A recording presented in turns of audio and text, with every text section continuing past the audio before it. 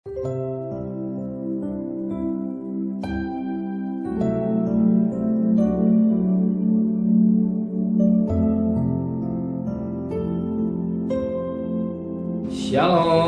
pagi, mari sama-sama tundukkan kepala. Bapa, pagi yang cerah kami mengadakan mesbah keluarga, mesbah pribadi.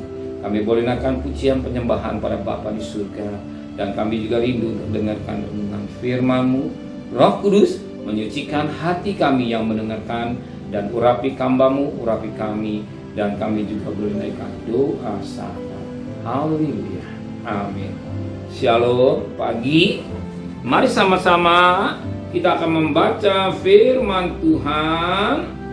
Kisah para Rasul-Rasul pasal yang ke-19. Kisah Rasul-Rasul pasal 19 ayat pertama sampai ayat yang ke-12.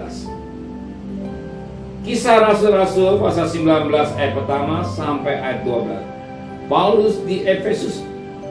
Ketika Apolos masih di Korintus, Paulus sudah menjelajah daerah-daerah pedalaman dan tiba di Efesus.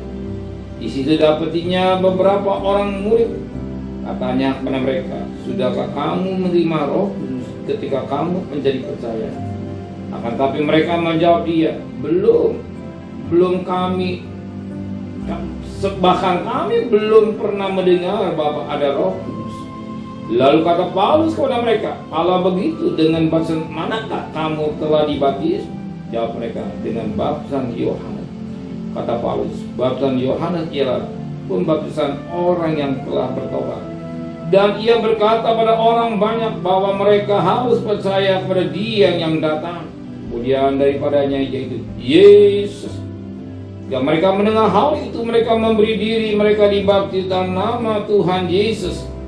Dan ketika Paulus menumpangkan tangan di atas mereka, turun Roh Kudus ke atas mereka, dan mulai mereka berkata-kata dalam bahasa roh dan bernubuat.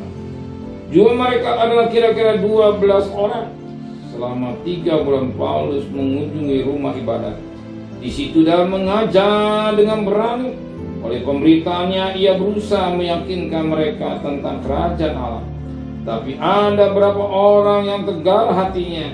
Mereka tidak mau diyakinkan, malahan mengumpat jalan Tuhan di dalam orang banyak.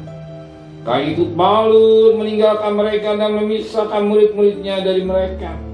Dan setiap hari berbicara di ruang kuliah Tiranus.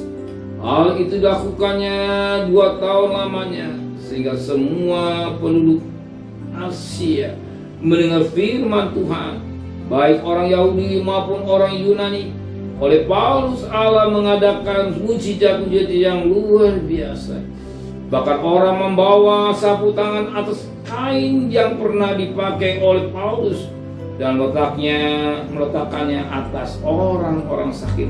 Maka lenyaplah penyakit mereka dan keluarlah roh-roh jahat.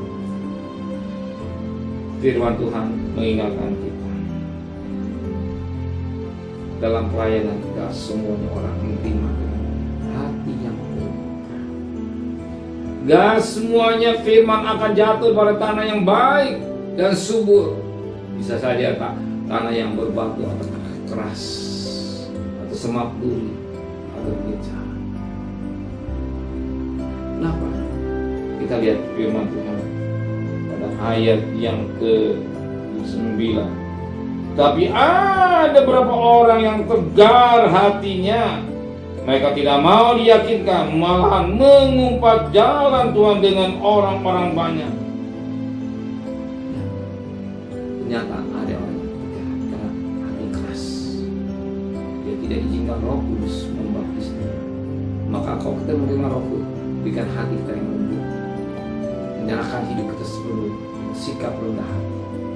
Kalau kita keras hati, tak mungkinlah Roh Kudus. Nanti dibaptis Roh Kudus.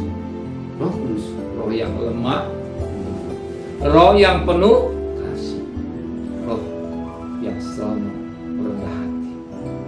Kita tidak mau rendah hati, sudah mau dengan rendah hati, biar Roh Kudus membaptis kita. Amin. Mari sama-sama haturkan doa.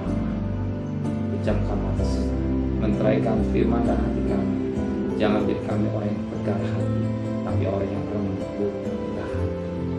Memberikan besok pagi tubuh yang sehat dengan tidak kurang satu apapun juga. Berkati Bapak Presiden, Wakil Presiden, para Menteri, para Gubernur, para Bupati, para Wali Kota, para camat, para lurah, para RW, para RT, para medis relawan Polri. Berikan mereka takut kepada Tuhan.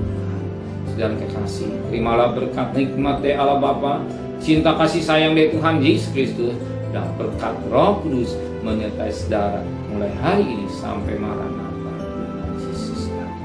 Yang cinta Dia katakan amin. Tuhan memberkati.